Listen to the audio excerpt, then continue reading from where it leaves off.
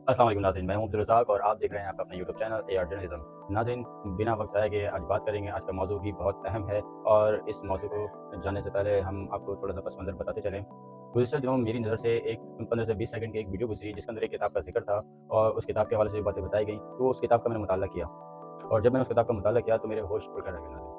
क्योंकि उसके अंदर ऐसे-ऐसे इंकशाफ़ात हुए इसराइल के हवाले से कि जो भी इंसानी हमदर्दी रखता है इस दुनिया में, उसके लिए ये बहुत ज़्यादा होशरुबा इंकशाफ़ात है। नाज़रीन, इस किताब के जो मुसन्निफ़ हैं वो हैं एंटनी लिविंगस्टन, जो कि एक यहूदी हैं और ऑस्ट्रेलिया में काफ़ी अर्से से मुक़ीम हैं। दी क्लासिफिकेशन ऑफ ऑस्ट्रेलिया के को-फाउंडर भी हैं। इसके अलावा इंटरनेशनल जर्नलिस्ट भी हैं, राइटर भी हैं और फ़िल्म निगार भी हैं। नाज़रीन, वो इस किताब में लिखते हैं और इस किताब का जो नाम है नाज़रीन, वो द पैलेस्टाइन लैबोरेटरी है। जी नाज़रीन, इस किताब में जो उन्होंने सारे इंकशाफ़ात किए हैं, खुद एक यहूदी होने की हैसियत से उनको जो खुफिया मालूमात तक रसाई मुमकिन हुई, वो सारी इन्होंने इस किताब में लिखी है।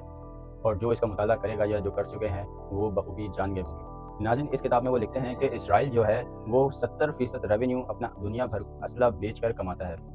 अगर इसराइल की जोग्राफ़ियाई हैसियत देखें, उसकी शक्ल देखें, तो उसमें आपको 25 से 30% जो ज़मीन का हिस्सा है, वो सिर्फ़ काश्तकारी के लायक मिलता है। उसके अलावा वहाँ पे कोई कुदरती वसाइल मौजूद नहीं हैं। नाज़रीन, यहाँ पे सवाल एक उठता ये है कि गुज़िश्ता 5 दिहाइयों से जो अक़वाम मुत्तहिदा में 2 रियासती हल दिया गया फ़लस्तीन और इसराइल को, तो अब तक इस पर अमल दरामद क्यों नहीं हो सका? इसकी भी एक बहुत बड़ी वजह है, जो कि आगे आपको चल के बताते हैं। नाज़रीन, वो इस किताब में लिखते हैं कि वो इसराइल दुनिया में अपना असला बेचता है और जदीद टेक्नोलॉजी बेचता है और उससे 70% रेवेन्यू कमाता है।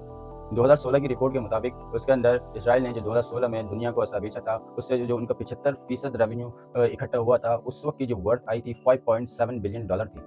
बहुत बड़ी रकम है नाज़रीन, और अगर आप देखें तो अब तो क्या ही आलम होगा। नाज़रीन, वो इस किताब में लिखते हैं कि इसराइल थिंक टैंक ये समझता है कि फ़लस्तीन इसराइल के लिए एक बेहतरीन तजुर्बागाह है। जी नाज़रीन, इसके आगे अगर हम आपको बताते चलें तो एक किताब है वॉर अगेंस्ट पीपल, जिसके जो मुसन्निफ़ हैं जेफ हॉपर हैं, और वो लिखते हैं कि इसराइल कहता है, जो इसराइली थिंक टैंक है, जो इसराइली एस्टेब्लिशमेंट है, वो ये कहती है कि ईस्ट जेरूशलम, समारिया और गाज़ा की पूरी जो पट्टी है, उसके अलावा वेस्ट बैंक के जो इलाके हैं, ये बेहतरीन तजुर्बागाह हैं इनके लिए। नाज़रीन, अगर मैं आपको एक और किताब का यहाँ पे हवाला देता चलूँ, और ये किताब भी बड़ी अहमियत की हामिल है, इसको ज़रूर पढ़ना चाहिए। उस किताब का नाम है the cruel experiment of Israelis arms industry. जी नाज़रीन, और इसके जो मुसन्निफ़ हैं उनका नाम है मैट कैनार्ड नाम है। वो इस किताब में एक इसराइली प्रोफ़ेसर जिसका नाम है नेव गॉर्डन, जो कि बिन गुरियान यूनिवर्सिटी में हेड प्रोफ़ेसर भी रह चुका है। इसके अलावा वो इज़राइली थिंक टैंक का हिस्सा भी है। नाज़रीन, बिन गुरियान से तो आप समझ गए होंगे कि बिन गुरियान एक पहला इसराइली वज़ीर-ए-आज़म था, उसी के नाम पे ये यूनिवर्सिटी बनाई गई।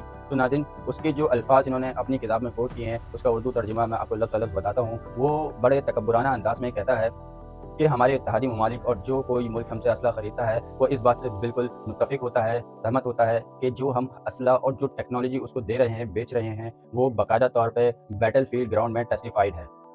और इसराइल की सबसे अच्छी प्रोडक्ट दुनिया को सप्लाई करने के लिए यही ये असला है, और जो जदीद टेक्नोलॉजी है, स्पाई टेक्नोलॉजी है, वो ये बोलते हैं ये हमारे पास सबसे बेहतरीन प्रोडक्ट है।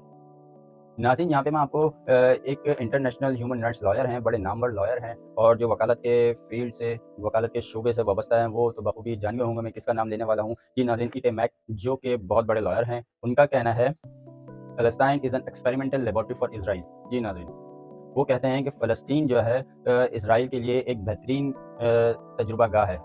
और आगे वो कहते हैं कि जब इसराइली फ़ोर्सेस की जो रबड़ की गोलियाँ हैं, वो नाकाम हो गईं फ़लस्तीनियों पर, क्योंकि फ़लस्तीनियों ने एक जुगाड़ निकाला, क्योंकि निहत्ते हैं नाज़रीन, उनको कोई दुनिया की सपोर्ट नहीं है। बदकिस्मती से हमारे मुस्लिम ममालिक जो है, बगैरती की एक गोली खाकर सो रहे हैं और बहुत गहरी नींद में सो रहे हैं। उनको गैरत कब आएगी, ये अल्लाह ही ताला बेहतर जानता है। तो उन्होंने एक जुगाड़ निकाला कि वो बहुत ढेर सारे कपड़े पहन के अपने आप को पूरा कवर करके एहतिजाज करते, तो उससे उनको रबड़ की गोलियाँ असर नहीं करती। तो इसराइली जो बैटलफ़ील्ड कमांडर के जो चीफ़ हैं, उन्होंने फिर बाकायदा तौर पे अपनी थिंक टैंक को कहा कि हमें इसके अलावा कुछ एक नई चीज़ लाके दी जाए। तो बनाई गई ब्लू स्पंज बुलेट्स। वो भी नाज़रीन कोई कारगर साबित नहीं हुई, तो फिर उसका हल निकाला गया, और बाकायदा तौर पे एक कंपनी है जिसका नाम है कंबाइंड टैकल सिस्टम, जो कि पेनिसिल्वेनिया बेस्ड कंपनी है, इज़राइली कंपनी है। उसने ब्लैक स्पंज बुलेट बनाई, और उसका अगर बॉक्स पे पढ़ा जाए, जो पूरी क्वेश्चंस उसपे लिखे होते हैं, या उसपे जो हिदायत लिखी होती है, तो उसपे लिखा हुआ है बाकायदा तौर पे, shot to the head, neck, throat, spine and heart. नाज़रीन, इस पे बाकायदा तौर पे ये लिखा हुआ है, और उन्होंने यही किया। गुज़िश्ता साल जो रमज़ान के हमारे मुबारक महीने में जो फ़लस्तीनियों पे गोलियाँ बरसाई गई नाज़रीन, उसमें आपको पता लगा होगा खबरों के ज़रिए कि बहुत से फ़लस्तीनी बच्चे अपनी आँखों से महरूम हो गए, बहुत से जो ज़िंदगी भर के लिए अपाहिज हो गए, बहुत सौ का हार्ट अटैक हुआ। नाज़रीन, ये इतनी पावरफुल बुलेट्स हैं कि जो है ये अगर दिल की तरफ लगती है, चाहे आपने बुलेट प्रूफ जैकेट भी पहनी हो, तो उसका इतनी पावरफुल होती है कि उसका हार्ट अटैक हो जाता है। स्पाइन पे लगे, स्पाइनल कॉर्ड पे, रीढ़ की हड्डी पे लगे तो बंदा ज़िंदगी भर के लिए माज़ूर। आँखों पे लगे या आँखों से छूती हुई भी गुज़र जाए तो वो क्या होता है, उससे वो नाबीना हो जाता है इंसान। जी नाज़रीन। फिर इसके बाद मैं आपको बताता हूँ कि वो इसमें लिखते हैं कि इज़राइल जो है क्यों हमेशा से जो है इससे फ़लस्तीन का जो ये पट्टी है, गज़ा पट्टी है, उससे मुनहलिक इलाकों के जो मैंने नाम बताए, वो क्यों अपने ना मुल्क में उसको शामिल करता है, ना फ़लस्तीन में जाने देता है। नाज़रीन, इसकी जो बड़ी वजह है और सबसे बड़ी वजह ये है क्योंकि इज़राइल आम ये दावा करता है कि उसके पास दुनिया की जदीद तरीन टेक्नोलॉजी है, स्पाई कैमराज़ हैं, स्पाई ड्रोन्स हैं और फ़ोन हैक करने का जो स्पेगस जो एक सॉफ्टवेयर होता है, वो इनके पास मौजूद है और बहुत सी सारी चीज़ें इन्होंने जो जानलेवा मौलिक हथियार हैं, वो यही बनाते हैं और बाकायदा तौर पे इसको टेस्ट करके दुनिया को बेचा जाता है बैटलफ़ील्ड ग्राउंड में। तो इन्होंने इसको अपनी तजुर्बा यूँ बनाया हुआ है, जब भी अक़वाम मुत्तहिदा भी ये इनका जो 2 रियासती हल है, इसको हल करने में नाकाम नज़र आती है, बल्कि बिल्कुल तौर पे नाकाम हो चुकी है। नाज़रीन, इज़राइल जो है वो मुसलमानों पर ज़ुल्म यूँ करता है कि उसका और दुनिया भर में जितनी भी जंगें फैलाई गई हैं इज़राइल के वजूद के बाद से, इज़राइल के वजूद से पहले ही अगर देखें और ये कहानी शुरू होती है, जब सलीबी जंगें शुरू होती हैं तो उसमें ये यहूदियों का बहुत बड़ा हाथ होता है। अगर थोड़ा पस मंज़र देखें, जो क्रिश्चियंस हैं वो खुद यहूदियों के बहुत बड़े दुश्मन थे। और बिन गुरियन खुद अपनी किताब में लिखता है, वो कहता है कि यहूदियों का बेहतरीन दौर जब था, जब स्पेन में मुसलमानों ने स्पेन को फ़तह किया और उन्होंने हर एक को जीने का हक दिया, तो उस वक़्त हमने क्रिश्चियंस में ज़म होकर ये एक सलीबी जंगों का मुसलमानों के खिलाफ़ आगाज़ किया। नाज़रीन, आपको बताने का यहाँ पर मकसद ये था कि ये जो फ़लस्तीन का जो एक मसला साल-साल से चलता हुआ आ रहा है, उसके पीछे पस मंज़र क्या है? उसकी असल वजह क्या है?